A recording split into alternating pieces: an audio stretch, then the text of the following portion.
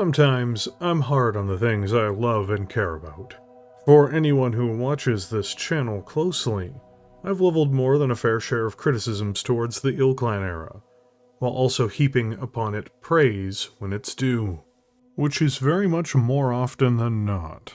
I'd planned on making this video for a while, going over the good and the bad of the new era, and while I was intending on making another big video first, it's all but the minutes and the miles, and right now I don't have time to immediately complete that project.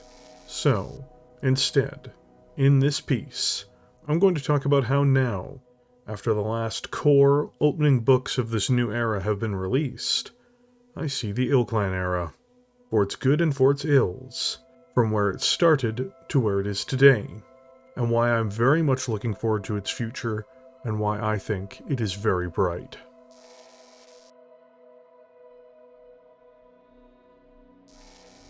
The Ilclan era started with the death throes of the Republic of the Sphere, so let's have a real talk a little bit about that.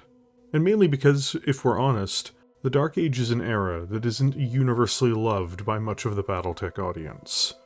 And there are a lot of reasons for this. On the gameplay side of things, it functionally deleted the original game, which left a large number of veterans very bitter at the changes that came about as a result. For others, the art style and direction were quite shocking, especially with the loot box release system that was used for the game. Getting a construction mech in your mystery box is not exactly an enthralling experience. Finally, the story made some choices that alienated a large chunk of the player base, mostly centered around cutting old stories short and introducing new characters and factions that struggled to find an audience. Deleting beloved elements of the story too, and even heavily played factions, while also centering the story around questions that had no clear answers, all created chaos and eventually a lack of interest as well. Inevitably, MechWarrior Dark Age, which later became simply known as the Dark Age, ironically perhaps ushered in a Dark Age for Battletech itself.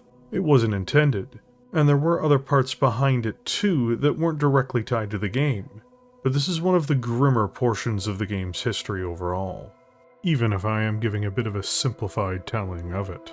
But this era was not without its virtues, especially in the latter years of its development. The resurrection of the Free Worlds League, the decline of the Republic, the massive war between the Combine and the Federated Suns resulting in the dramatic Dragon's Tongue, and a host of other plot lines did find their way to the forefront and were engaging and fun. A decision was eventually made, though, for things to change. A dramatic change, in fact, was put in place and executed, and now the results are the new Ilclan era that we're about to delve into.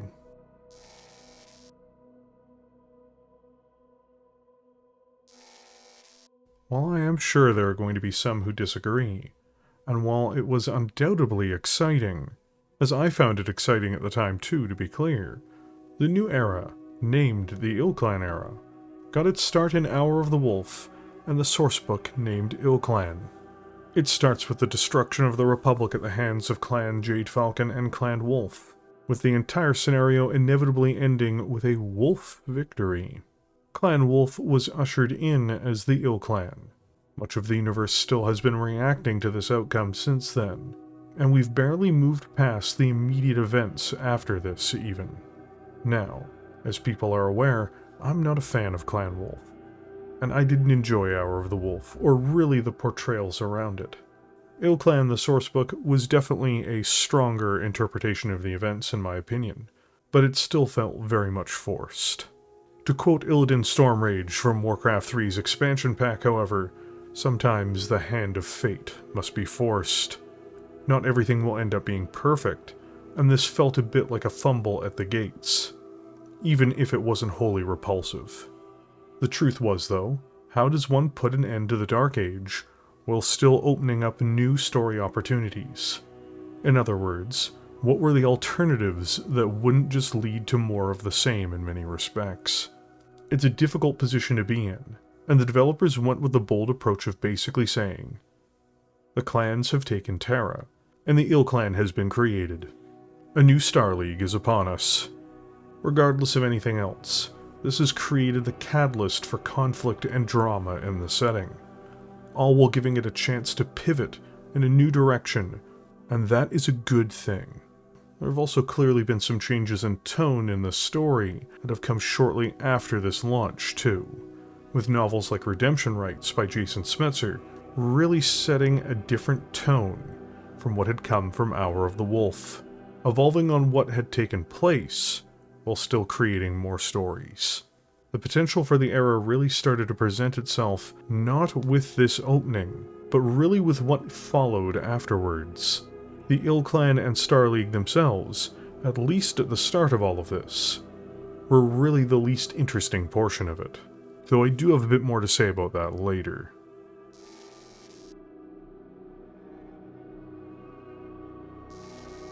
What if Clan Jade Falcon imploded because of the leadership decisions made by Malvina Hazen? Because her clan lost big on Terra, resulting in her death? Oh man, there is so much to unpack here. This is really the brightest spot of the Ilclan era, and the area with the most potential around it, and we'll be going over that a little bit later too. But for those who haven't caught up, Tamar Rising, the sourcebook that introduced the hinterlands, was a huge step up for Battletech's new era, and for the general quality of the game and its writing. It might actually be one of the best Battletech sourcebooks ever made. So, just to get back into things a little bit, and to give a little bit more of an understanding of where things are, Steiner got laid out hard in the Dark Age, between Operation Hammerfall and the fallout that came after it. This, combined with the Jade Falcon's implosion, has created a wonderful area of chaos called the hinterlands, where microstates are beginning to emerge in the power vacuum. From the many remnants of Clan Jade Falcon, to the Tamar Pact, to the Vesper Marches, to the Ark Royal Coalition, there are multiple players and even independent worlds all vying for supremacy. It's exciting because the characters and plots have been mostly compelling, and because there are real stakes. These states aren't going to all survive. Something new is going to emerge, or it'll all just vanish. This is, in its core, something that is just compelling by its very nature, and I don't think I can speak for everyone, but for me, that makes the hinterlands wildly interesting. There's also a substantial number of great novels that are associated with this area too, whether it be the Question series by Brian Young about the Jade Falcons, or most of the Elements of Treason series by Craig Reed. Also, the new Grey Death Legion by Jason Smetzer emerged from this part of the setting, and their novellas have been incredibly fun.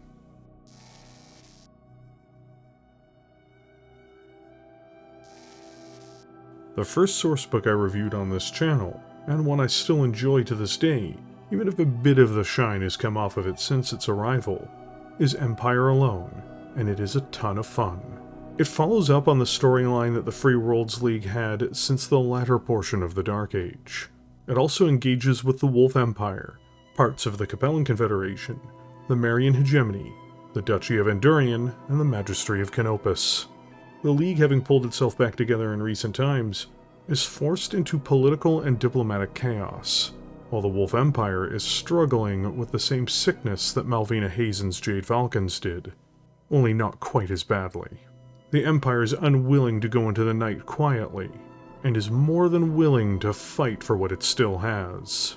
And this says nothing of the machinations of the other minor states, from the expansionist Marian Hegemony to the bitter Magistracy of Canopus. Overall, this was a fun and engaging book.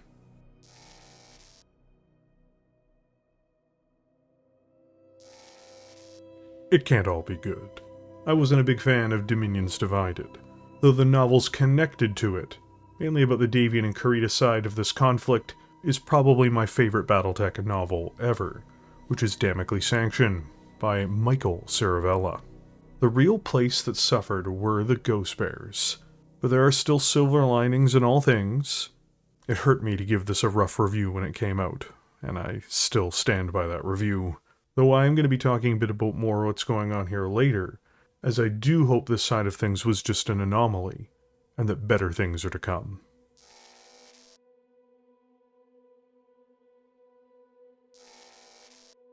I was a bit worried after Dominions divided, that the core plot, which frankly was the weakest part of the setting up until this point, was going to not deliver.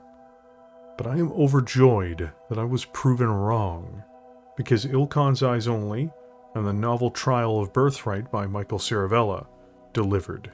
The ground has shifted, and what was once the least reliable part of the Earth has stabilized. There's an interesting story here to tell, and one that I couldn't see before. Ilclan's Eyes Only focuses on Liao, the remnants of the Republic, the Wolf Khanate, the Star League, the Raven Alliance, and Clan Seafox, and the brutal slugfest between the Great House and these other forces. And now, let's move on to why I think the Ilclan era is going to be incredible.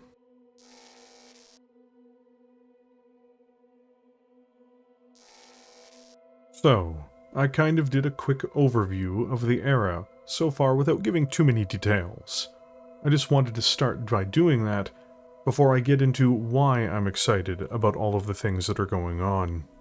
I also want to add, I'm a harsh critic and someone renowned for sarcasm and difficult questions. I poke at things, and even with all of that, I am very much excited after Ilclan's Eyes Only for where this could all be headed. So, without me just saying that I'm excited for it, why? Well, let's look across the board, shall we? First of all, there's so much potential for fantastic storytelling from where the setting currently is. I alluded to it before, but things will change in the hinterlands, for instance. There's going to be stories around where the states in these regions go, even if they are absorbed into Clan Hell's horses or the Lyran Commonwealth. Speaking of the Lyrans and horses, their stories aren't separate from this either. Things must change. The Hell's horses have to evolve past where they currently are, especially after their multiple setbacks. The Lyran Commonwealth, too, after bankruptcy, military reversals, and political collapse, is an environment for fascinating storytelling. What will the Archon do? Can Trillian Steiner Davion control her generals? Can the state rebuild? Can they survive? The best stories don't always come out of the heights a faction or characters can reach, but from the bottom. Is this the bottom even? I don't know, but I just view the Commonwealth and the hinterlands as such treasures right now that it's almost impossible to contain my excitement for this entire area.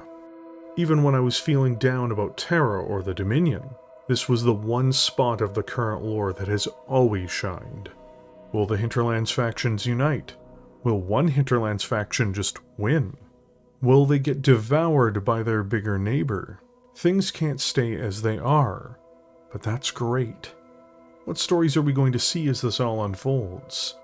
That's what really matters. To compare it to another Steiner plot from long ago, was there ever really much angst as to what was going to happen with Catherine Steiner Davion's regime? Did anyone really think that Catherine was going to win the FedCom Civil War? We literally don't know where this whole region of space could go, and that is the embodiment of excitement. You can feel the anticipation. But this extends to other regions now too. While Dominions Divided wasn't good, at least there's going to be an expansion on it. The war between Kurita and Davion is simmering down, but now the Combine, still in a relatively strong position, is going to face off against the Rasalhague Dominion. How we got here needed more work, but it's still an interesting thing to see where this could go. Coordinator Kurita Yori is one of the strongest and most ruthless characters in the setting, having done in the Gunji no Kanri Toranaga, and having fortified her nation. We recently got a bit of insight into her regime in The Shadow of the Dragon by Craig Reed, but really this is another place where exciting things can and will happen. There will be winners and losers. Things cannot stay as they are. The Draconis Combine has many internal potential fault lines, and so does the Rasalhague Dominion, which means there is also once more interesting occurrences that may emerge from within and from without. Despite having basically the coolest novel of the Ilclan era, I kind of don't know what to be excited about for the Federated Sons. Not because they're lame or anything bad is happening, but their recent big plotline just wrapped up, and they really just aren't in a position to do very much. The dragon and Liao are both distracted, and the Federated Sons badly need to lick their wounds. Still, there is a cliffhanger in the area. The First Prince is at odds with his champion, and there is someone behind the scenes pulling the strings in the form of Davion Marik. While things aren't immediately apparently as exciting here, there could be a lot of fun surprises on the horizon, both politically and internally. Off to the side of the Federated Sons, the Taurian Concordat is getting back together with the Calderon Protectorate. This is an actual big story in the Periphery, something that we've not seen in a while. I honestly wonder if they're even going to do a novel on it. There are so many parties who will be at odds with a restored Concordat. From the Federated Sons to the Magistracy of Canopus to the Capellan Confederation, no one really wants a restored, powerful Periphery realm on their border. And yet, that appears to be exactly what is coming, unless one or all of the parties aim to stop it. For the sake of Taurian fans, I really hope this gets dived into. I'd love to see a book, whether it's a source book or a novel, that really gets into this one. Once more, the potential for good, solid, fascinating storytelling is here. The foundations are all set. A big storyline in the Periphery too would be such a great break from the inner sphere and clans. Perhaps I'm letting my hopes get ahead of me, but I really do see a ton of opportunity here. The Capellan Confederation is getting a new novel, documenting their own struggles in Ilclan's eyes only. As the party that is essentially routed, there's a lot that could happen here. Lao Daoshen is not exactly going to be in charge anymore. We're clearly moving towards Lao Denai, who has really been set up for some time to become Chancellor. The Blood Will Rise by Tom Levine is supposed to be coming soon, like April or May or something. So the details are going to be made into the open then. But we know enough from Ilkio to speculate. The Confederation was the strongest house of the Dark Age, and while they are battered, they are far from broken. Where do things really go from here? How do they handle their former allies beginning to turn on them? How will they deal with the new Star League that is on their border? Will they force a price on their enemies for killing Daoshen? It's hard to know. All I know is I'm here for it. Canopus appears to be having internal issues, and this is likely to play into their storyline with the Capellan Confederation. A storyline that is very much probably about a breakup that is clearly en route. This will also drag in the Endurians as well. Where this goes, I'm not sure, and while I may not find this quite as exciting, it's still able to grab me, and I'd like to see more about it. Ah, the Free Worlds League. My favorite faction. I'd be lying if I said I was quite as animated as I want to be about the state of where things are headed here, at least from what I currently see. It's not been to my tastes in a lot of respects, one could say. I famously dislike their current roster of characters, and I've not been overly impressed or enthusiastic about how things currently are. But you know what? I was wrong about the Terran plotline. A plotline I once feared for the sake of its potential quality. So this may yet surprise me as well. I want to be energized for the Free Worlds League plot with the Wolf Empire. I want to be past the edge of anticipation for where things go internally within the League. If something defies my expectations here, it'd be a great thing. And who knows, maybe I will get that. Being wrong about something that's been disappointing thus far is a good thing. It means that something is awesome that has taken place instead of something grating or uninteresting. And I'm willing to give the setting a chance for something fun to come out of all of this. As of right now, though, I don't know if something will. I even edge towards probably not. But you'll know if I'm wrong. It'll be on the thumbnail of a video, probably even. It'll be in big bold letters. I was wrong. It would be as clickbaity as possible when I do a book review or a novel review on something in this region of space. I don't want to go too much further into the details, but it looks like the League and Wolf Empire are going to finally properly square up. My money is on the Wolves. Betting against Clan Wolf has never really worked out for anyone in the setting's history. And this is only further enhanced given my opinion on the current cast of characters in the League. They couldn't lead a parade. Even with them winning, it would honestly feel out of place with the current roster. But oh well, that's enough griping from me. Let's head over to the Periphery once more. Who killed Caesar O'Reilly's wife? We'll never know. It is a Marian murder mystery for the ages. Alright, all jokes aside, the Marians are in trouble. And that means once more, there's a lot of opportunity for interesting stories here. How or where those things play out? Who knows?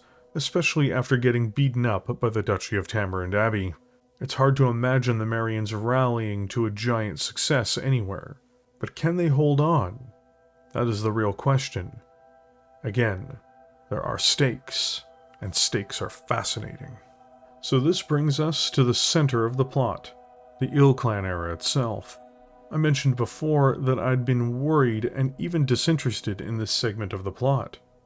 But it's definitely shined in Ilkhan's eyes only in Trial of Birthright.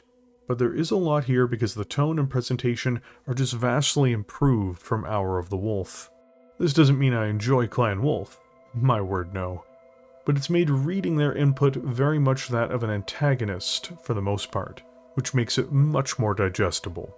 On top of that, the Star League has been implemented in a much more graceful way than I imagined, and with a more interesting dynamic and plot. Does this mean I am a huge 3rd Star League fan? Not necessarily, but again, I no longer feel it's dragging the plot. There are fascinating things that can come from Terra now, and I think after recent events, there's a lot to be intrigued by the characters here.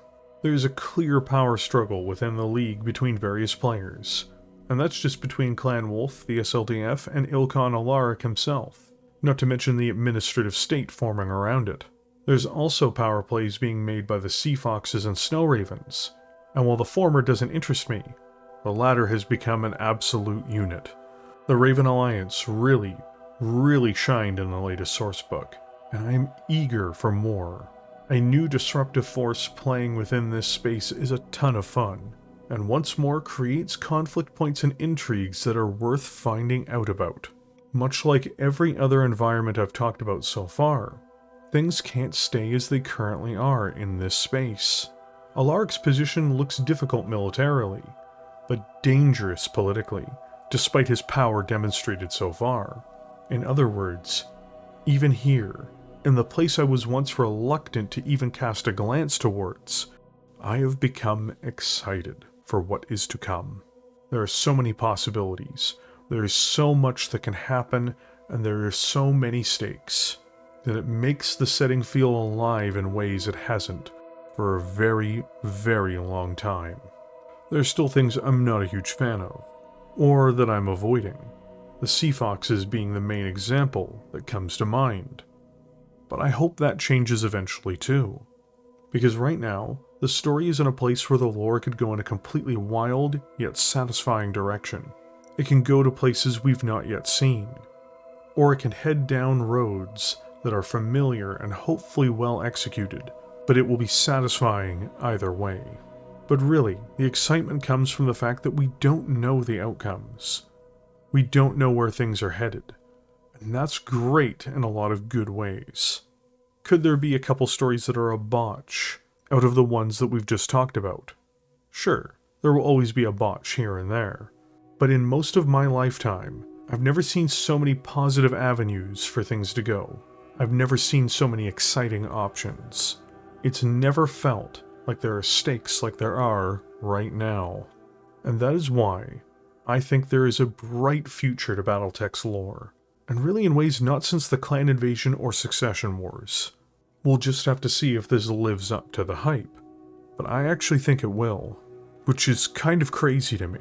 I also want to give a huge shout out to all of the creatives, the writers, editors, and artists who have been working on bringing all of this to life, even the parts I felt have missed a beat, just because of how difficult it is to manage such a massive and expansive world, while still delivering on solid stories and creating energizing scenarios for players. I know a fair number of these people even, and while I can be tough on things from time to time, I just want to express here in video form Battletech has not been this good in a very long time. Ilkhan's Eyes Only delivered a solid story that really changed the fortunes of the Ilkhan era. From something analogous to the Dark Age with maybe a few more virtues here and there, to it becoming the most appealing the setting has been in my entire adult life. I look forward to seeing what is to come for the rest of the year and afterwards.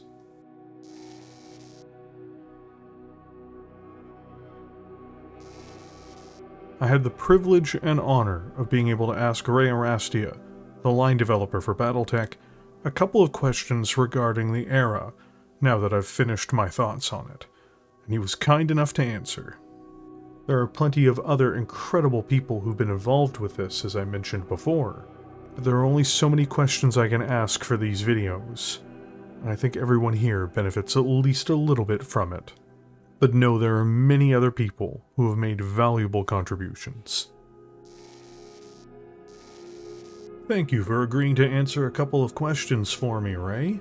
Let's start with the most obvious. How big of a task was it for you and your team to really plan out such a large web of storylines that we're now starting to see reach maturity? It was a monumental amount of work across the team. First, we had to keep the momentum going from Hour of the Wolf, Ilclan, and the Kickstarter, all while course-correcting in real time, and showing management that we were moving in the right direction. At the core, we want to take the IP where it was in the late 80s and early 90s, as translated to modern gaming and production realities. For a nearly 40-year-old property, that meant characters over events shaping stories, material to aid people playing those stories or their own within the scope of those stories, and shape the metaplot to open up.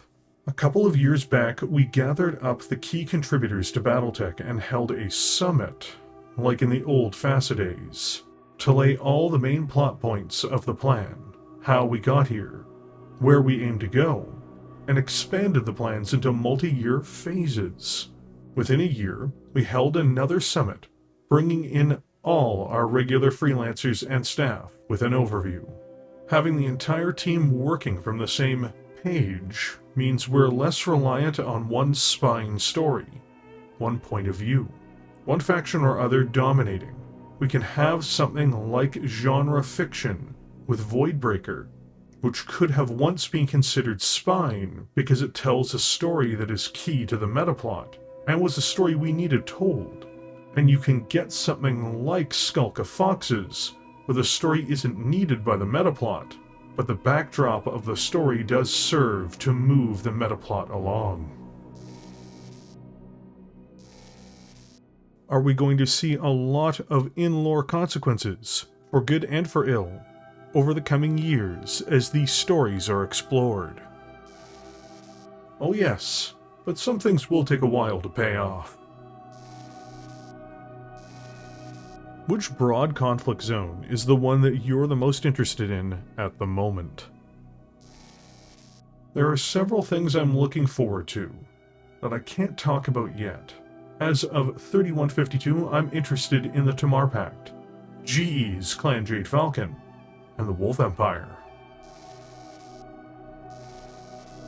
I really want to thank Ray for answering these questions on how this all came about. And I do think it gives a window into why the storytelling is so strong at the moment. I also really want to say the entire community is endlessly lucky that Ray Arrastia is the line developer at the moment. The strength of the current era would be impossible without his input. I'm also relatively sure that he would be reluctant to accept this level of praise. But the community itself, especially those enjoying these new, burgeoning stories, really should thank him and his team for the incredible work they've done with opening up this new era of the setting and breathing life into it in ways we've not seen since, unironically, the late 80s and early 90s. But that is all I have for you guys right now, where we go over why I'm so excited for what is to come in the Ilclan era.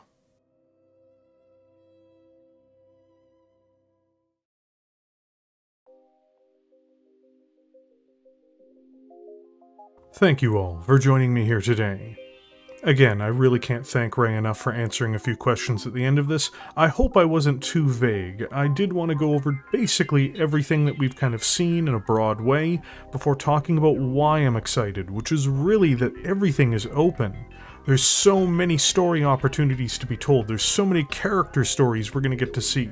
Things have been moving in the right direction now for years, outside of a few small blips, and I'm sure that those are going to get better too. I really can't stress enough. Battletech is in a great space right now on the narrative level. On the miniature level, things are good. The stories are good on the narrative level. I am excited. I am so hyped right now that it's hard for me to even contain it all. But if you've made it this far, I think you owe me a like. And if you want to see more content on this channel, whether it be the long, in-depth mech overviews I do, and other content that is being developed as well, don't forget to hit subscribe. I'm active basically every day on YouTube to some degree. And finally, I want to give a huge thank you to all of the YouTube channel members. None of this would be possible without you guys. I really mean it. Thank you. And to play us out, are you excited for the Ilclan era? Do you agree with me on any of this stuff? Let me know, and I will catch you in the comment section below.